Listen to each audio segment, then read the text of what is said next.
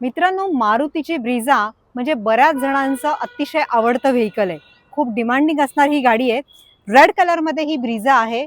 2012चं हे मॉडेल आहे आणि किंमत आहे 790. बघूया याचं इंटेरियर कसं आहे.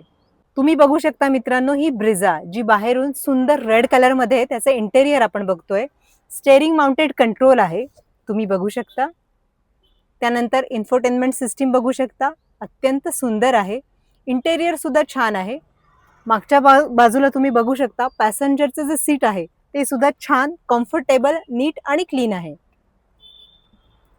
अत्यंत सुंदर अशा कंडिशनमध्ये ही ब्रिझा आहे. 2018चं हे मॉडेल आहे मित्रांनो आणि ऑफर आहे 790.